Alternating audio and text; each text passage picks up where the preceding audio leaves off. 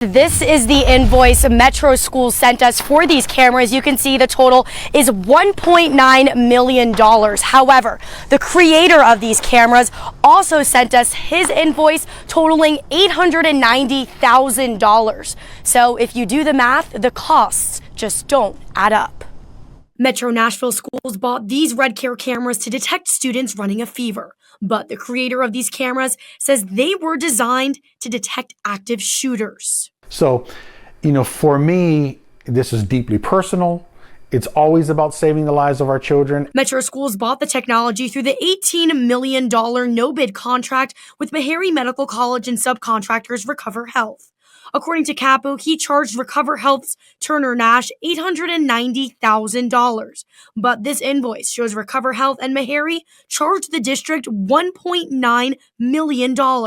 When I first saw that, I was caught off guard. Right? It was actually pretty shocking. Had we had maybe 1.9 million or a portion of that, we could have provided much greater value to the schools. I've been repeatedly trying to get answers from Dr. James Hildreth, the president of Meharry, who signed the contract. After being told no comment by his communications coordinator, Meharry's media relations team, Finn, told me they would have an answer for me last week. I have yet to receive a response. In a brief phone call with Recover Health's co-founder Turner Nashe, he told me he has no comment. However, a spokesperson for Nashe tells me in part, quote, "The information you've received and subsequent assumptions are flawed." I asked for clarification multiple times through email and phone, further explaining I received both invoices. I'm questioning Turner Nashe right now. I'm questioning the amount of money that was charged for the cameras. I am still waiting on a response. Their question is simple. What will it take for Metro Nashville Public Schools to put in an aggressive security plan for elementary schools? MNPS is talking about 2 officers in every high school and 1 officer in every middle school and no officers in elementary school. For Mom Tamala Ensrud, a locked door is not enough to protect her precious son. How do you leave out elementary and just take care of middle school and high school? I mean, are they left to fend for themselves? I can't have that. I got to be my kid's voice. He's 6. School board member Fran Bush remembers calling MNPS as a mom in 2012, begging them to do something after Sandy Hook, to change security drastically. 10 years later, she says nothing happened. And now, 10 years later, another slaughter of children. And she is asking again, except this time as a board member, she is demanding. We're not going to stop until we have a plan. That's what we want. That's what parents want. That's what children want. And that's what teachers want. So we have to make sure that we're intentional about making sure that we are paying attention and we're being very persistent, consistent, and having the conversation, and it's not going to go away until we're satisfied. And don't think there aren't any options. You could put an officer in each elementary school. You could use the 135 security cameras Metro bought during COVID that have been sitting in storage for more than a year. The cameras are used for security by 2 million people every day worldwide. If we already have the thermal scans in place, why not use them? They were purposed for COVID. If we can repurpose them for seeing if someone is bringing items that should not be in our schools, let's do that. Or you could join the 4,000 school districts in 50 states that now use door barricades. All this would take time to implement. Precious time. I want everything on the table.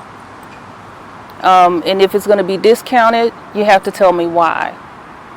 But also, I want the parents' voice to be heard. And then I want there to be some action behind it. So what does MNPS have to say? What about a police officer in every elementary school? Quote, "We are not proposing to add SROs to elementary schools." How about upgrading the cameras they already bought? MNPS says they are researching the cameras and would have to go through a competitive procurement process before installing any camera metal detector security system, even though they already own the most expensive piece of that security puzzle. And as far as door barricades, they simply say, quote, "The Nashville Fire Marshal recommends they not be used." They're not even looking at them. Fran Bush says those answers are unacceptable. when it comes to safety. We don't want to lose any more of our children. We can prevent as much as we can. Those children are gone. And we cannot let their names go in vain. We cannot let their faces go in vain. We cannot let their parents' voices be silenced because they want to help us.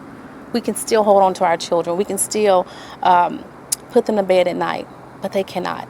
So we have to start looking at things that's more common sense and that's more practical. And that's what we need to do. Metro Nashville Schools bought these REDCARE cameras to detect students running a fever. But that's not the only way they're meant to keep students safe. The cameras not only have facial recognition, but a metal detector and weapon detection thanks to artificial intelligence that allows the cameras to recognize a gun in someone's hand. This was never put in for just to be a thermal scanner, period. It was never meant to do that. Paul Kapu created this technology after the Parkland, Florida school shooting. Metro Schools bought the cameras through the $18 million no-bid contract with Meharry Medical College and subcontractors Recover Health. According to Kapu's invoice, he charged Recover Health $890,000. But Recover Health and Meharry Medical College charged Metro Schools $1.9 million. That's a $1 million markup. What is your reaction when you look at the difference of these numbers? If the budget was $1.9 million, we could have provided with that $1.9 million a complete, all feature, AI-based weapon detection, everything, including a multi-year service contract for under $1.9 million. So what did Metro Schools get for their $1.9 million? I've been repeatedly emailing the public relations team representing Meharry Medical College to find out. A spokesperson referred me to a statement the college made several months ago, saying the contract with MNPS was negotiated and closely scrutinized by attorneys. I also went to Meharry President Dr. James Hildreth's office requesting an interview. We want to give everyone the opportunity to share their side. His communication director told me Dr. Hildreth has no comment. And no comment is what I also got in a brief phone call with Turner Nashe, the co-founder of Recover Health. However, a spokesperson for Nashe later provided me with a statement that says, in part, both Meharry and MNPS conducted a regular review process throughout the project to monitor the contract, performance milestones, and resulting payments. I'm going back and I'm going to point the direction back to Turner Nashe, and I want him to answer those questions about where is this money so that we can close this chapter in our lives with this contract.